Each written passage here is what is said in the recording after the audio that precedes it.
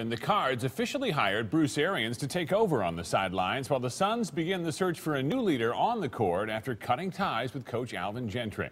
ABC 15's Craig Bowie is here with what this sports shakeup means for both teams. While Suns fans are shaking their heads in amazement, Cardinal fans are celebrating. Cardinals president Michael Bidwell may have been the last NFL executive to hire a coach, but he believes he found the best guy for the job.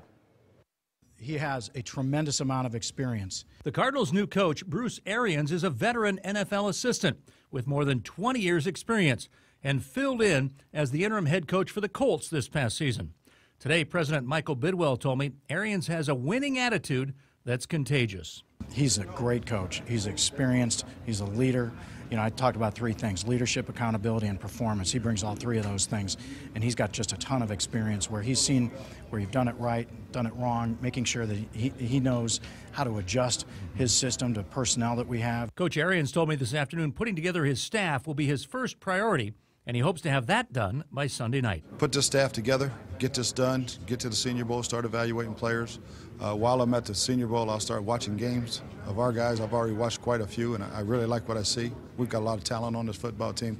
We just got to put the pieces together to make us a team that is going to compete for the division title. For those wondering about the fate of defensive coordinator Ray Horton, Horton accepted that same position with the Cleveland Browns this afternoon. Join us for ABC 15 Sports Sunday this weekend at 10:35 for my complete interview with Cardinals' new head coach Bruce Arians. We'll also hear from team president Michael Bidwell and the Cards' new GM Steve Keim. That's Sports Sunday, Sunday night at 10:35. Now for our other big sports story of the day. About 2 hours after the Cardinals introduced Bruce Arians, the Phoenix Suns held a news conference to let us know that Alvin Gentry is no longer their head coach. ABC 15's Paul Calvisi was at that news conference and has more from the U.S. Airways Center. Look, the Suns knew going in, this is going to be a season of transition. 9 new players, no star players, no go-to player in the fourth quarter. As the Suns said today, there's no, quote, magical elixir. Thing is, a coaching change will really change their fortunes. Well, the Suns say it's not about wins and losses in this case. It's about a feel, getting it right going forward, and that's why Planet Orange is more like Planet Orange cones under construction. We're well poised for the future.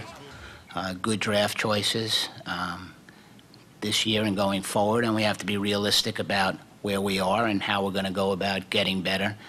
But we're not making any short-term decisions. We're making long-term decisions and building for the future. So, what now for the Suns? Well, straight ahead is going to be an interim head coach, most likely either Lindsey Hunter or Elston Turner. They're going to stay internal, and they'll decide that in the next day or two. I asked Lon Babby, by the way, how are you going to measure success the rest of this season? He said, you know what, it's not going to be wins and losses. You'll just know it when you see it. From downtown Phoenix, Paul Calvisi for ABC 15 Sports. Thanks, Paul. Appreciate that report.